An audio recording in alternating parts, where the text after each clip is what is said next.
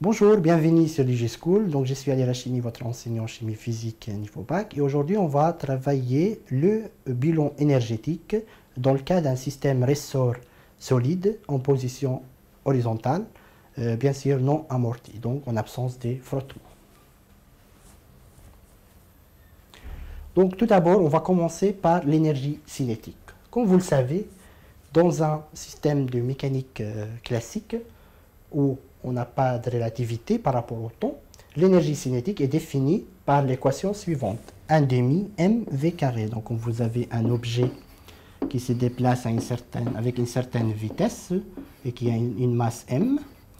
Donc l'énergie cinétique est tout simplement 1 demi m la vitesse au carré. Sachant que la vitesse, c'est un dérivé du temps. Et sachant que l'équation d'un système ressort solide en mouvement d'oscillation est sous cette forme-là, donc x égale xm cosinus oméga 0 t plus phi. Pour avoir plus d'informations sur cette équation, je vous conseille de regarder la vidéo concernant la détermination de l'équation de mouvement d'un système ressort solide. Donc en faisant le dérivé de cette équation par rapport au temps, on obtient la vitesse du système ressort solide en position horizontale. Ainsi, on pourra déterminer l'énergie cinétique qui va être tout simplement 1 demi kxm carré sinus carré racine de k sur mt plus phi. En faisant tout simplement, donc on a dérivé cette équation par rapport au temps. Ensuite, on a multiplié par la masse du ressort. De même, quand on parle d'énergie, on parle aussi d'énergie potentielle.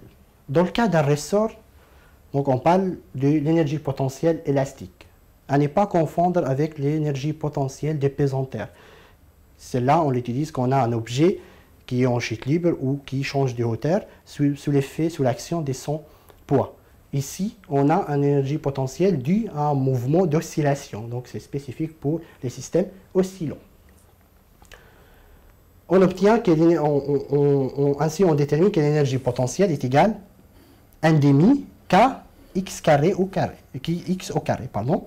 Donc, k c'est la constante du raideur du ressort et x correspond à la position du solide à un moment donné, donc en fonction de x. Elle peut varier si on est en compression ou si on est en étirement. Mais on sait que x, qui est l'équation du mouvement, égale xm cosinus oméga 0 t plus phi. Donc on va remplacer x par sa valeur dans cette équation. On aura donc 1 demi k xm carré cosinus carré de cette équation. Mais on sait également que epsilon 0 est égal à racine de k sur m. Donc on va remplacer epsilon 0 par sa valeur ici.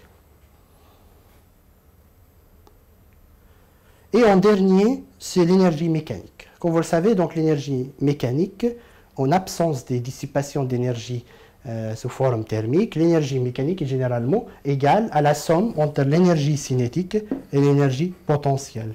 En faisant la somme de l'énergie potentielle et également de l'énergie cinétique ici, on arrive à trouver que l'énergie mécanique est égale à 1 demi kxm carré. Donc elle dépend du constante de raideur du ressort et du carré de la xm, ou ce qu'on appelle l'amplitude. Donc elle dépend de l'amplitude et elle dépend du constante du ressort. Dans le cas d'une oscillation non amortie, ça veut dire que le système se répète indéfiniment, l'énergie constante, l'énergie mécanique est constante, du fait que xm va être toujours constante, et k c'est une constante, donc l'énergie mécanique est toujours constante.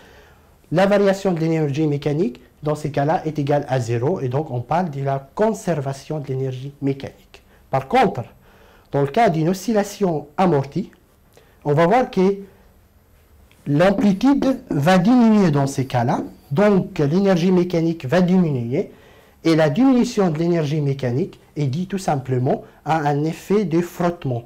Donc, dans ces cas-là, l'énergie mécanique n'est pas conservée, et la différence d'énergie mécanique est égale aux sommes des travail de toutes les forces de frottement. Un exemple simple, vous prenez une pendule, vous la faites tirer un peu avec un certain angle, et vous lâchez. Vous voyez qu'au bout d'un certain temps, elle va s'arrêter, et c'est tout simplement dû à un effet d'amortissement de l'oscillation. Donc dans ces cas-là, l'énergie mécanique n'est pas conservée, et la variation de l'énergie mécanique entre l'état initial et l'état final est égale aux sommes des travail de toutes les forces de frottement. Donc en conclusion de cette partie, nous avons vu comment peut-on faire un bilan énergétique concernant un système de ressorts solides en position horizontale. Je vous conseille de bien regarder les autres vidéos concernant le mouvement du système ressort solide, et je vous dis à bientôt sur DigiSchool.